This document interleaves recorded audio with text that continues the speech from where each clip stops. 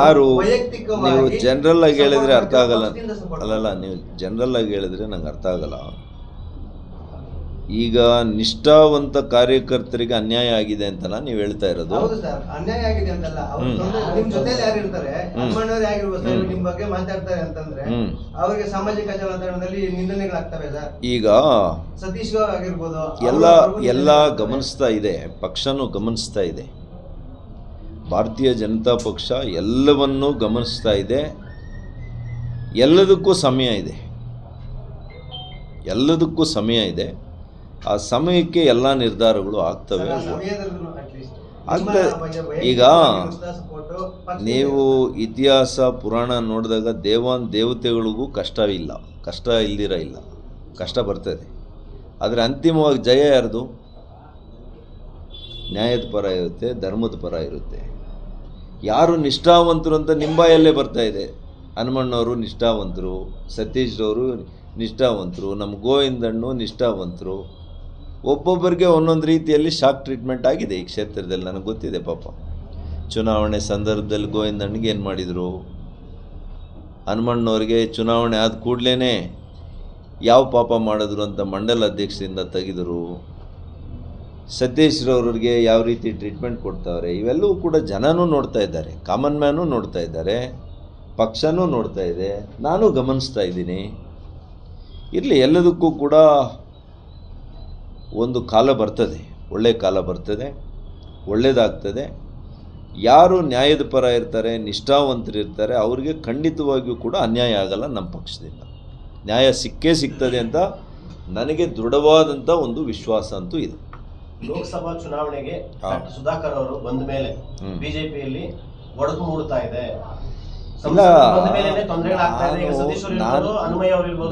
ಅಸಮಾಧಾನ ಆಗ್ತಾ ಇದೆ, ಬಿಜೆಪಿ ಒಗ್ಗಟ್ಟಿಗೆ ತೊಂದರೆ ಆಗ್ತಾ ಇದೆ ಅಂತೇಳಿ ಬಿಜೆಪಿ ಕಾರ್ಯಕರ್ತರು. ನಿಮ್ಮ ಪ್ರಶ್ನೆ ತಪ್ಪಿದೆ. ನಾನು ಬಂದ ಮೇಲಲ್ಲ,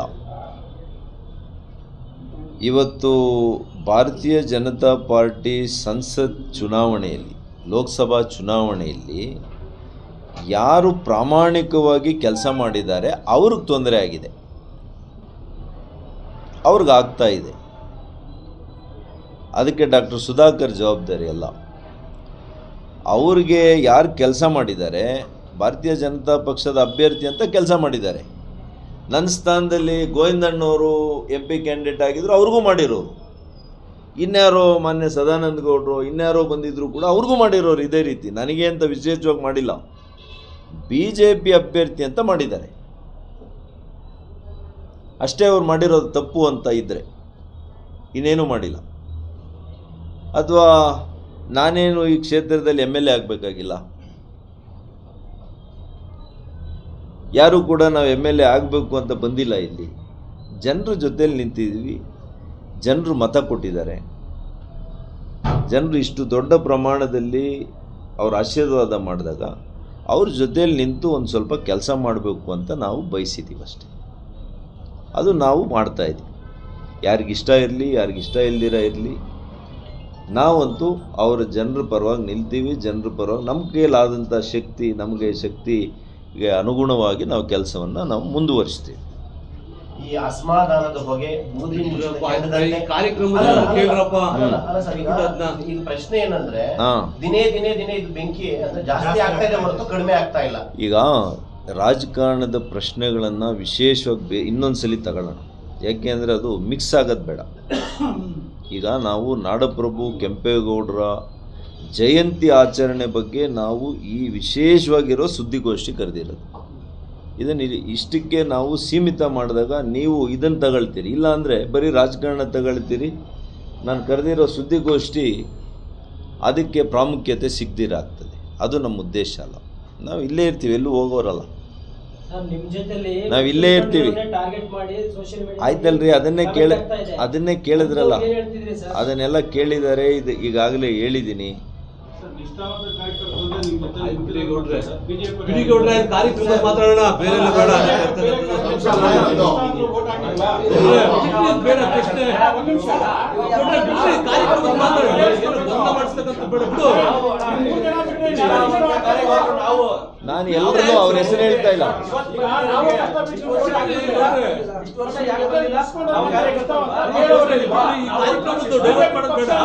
ಈಗ ಮಾತಾಡ್ಬೇಡ್ರಿ, ಇರೇ ಒಂದು ನಿಮಿಷ, ನಂಗೆ ಗೊತ್ತಪ್ಪ, ಗೊತ್ತ್ರಿ.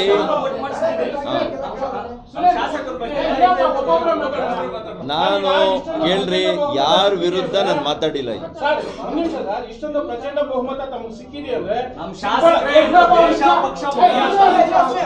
ಚಿಕ್ಕಬಳ್ಳಾಪುರದಲ್ಲಿ ಕೊಡ್ದು ತಗೊಳಕಾಗಿಲ್ಲ. ಇಷ್ಟು ಲೀಡು ಇಲ್ಲಿ ಯಲಹಂಕದಲ್ಲಿ ಕೊಟ್ಟಿದ್ದೀರಿ. ಇಡೀ ಚಿಕ್ಕಬಳ್ಳಾಪುರ ಜಾಸ್ತಿ ಬಂದಿರೋದು. ಕೇಳಪ್ಪ, ಇಲ್ಲಿ ಅವ್ರು ಬಿಟ್ರೆ ಬೇರೆ ಯಾರು ಕಾಣಿಕೆ ತಗೊಳ್ಳಿಲ್ವಾ? ಚಿಕ್ಕಬಳ್ಳಾಪುರ ಇರೋದು ಬರೀ 2 ಲಕ್ಷ ವೋಟ್ ರೀ, ಇಲ್ಲಿರೋದು 4.75 ಲಕ್ಷ. ಸರ್, ನೀವು ಇದಕ್ಕೂ ಹೆಚ್ಚು ಮೊದಲು ಕೊಟ್ಟ ಅಲ್ಲಿ ಕ್ಷೇತ್ರ ಯಾವ್ದು ಸರ್? ಹಾಗಾಗಿ ಅಲ್ಲಿಗೆ MLA ತಮ್ಗೆ ದುಡ್ದೇ ಇಲ್ವಾ? ನಾವೆಲ್ಲ ನಿಮ್ಗೆ ದುಡ್ದೇ ಇಲ್ವಾ? ಇಲ್ಲಿ ಕೇಳ್ರಿ,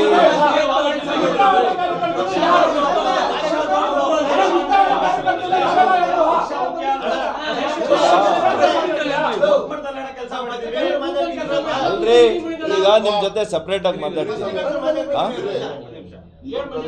ಉದ್ದೇಶ ಬೇರೆ. ಅದೇ ಉದ್ದೇಶ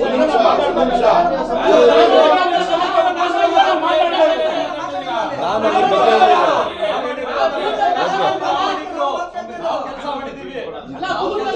ಪ್ರೆಸ್ ಮೀಟ್ ಮಾಡ್ಕೊಂಡು ಎಲ್ಲ ಕೇಳಿಲ್ಲ ಬಿಡ್ರಿ, ಆಯ್ತು ಮುಗಿಲಿ, ಅದು ಬಂತು.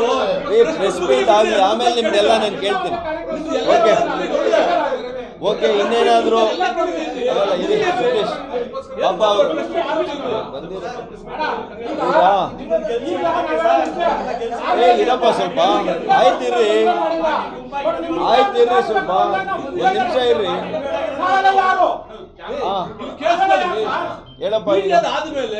ಮೀಡಿಯಾದ ಆದ್ಮೇಲೆ ಅದನ್ನೇ ಕೇಳಿದ ಒಂದು ಸ್ವಲ್ಪ ಮುಗಿಲಿ.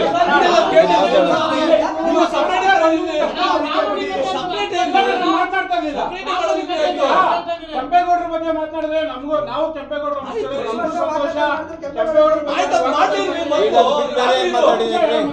ಅದು ಬಿಟ್ಟು ಏನ್ ಮಾತಾಡಿದ್ದೀನಿ? ಈಗ ರಾಜಕೀಯ ಬಲ್ಲಿ ಯಾರು ಕೇಳಿದ್ದು? ನಾನು ಯಾರು ಕೇಳಿದ್ದೆ? ಅಲ್ರಿ, ನಾನು ಮಾತಾಡಿದ್ದೀನಾ? ನಾನು ಮಾತಾಡಿದ್ನ? ನಾವು ನಿಷ್ಠಾವಂತ ಪ್ರಶ್ನೆ ಕೇಳಿದ್ ಯಾರು? ಯಾರು ಕೇಳಿದ್ದೀರ?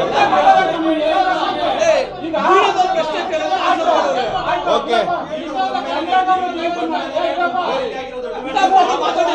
ನನಗೆ ಗೊತ್ತಿಲ್ಲ, ಬರ್ರಿ.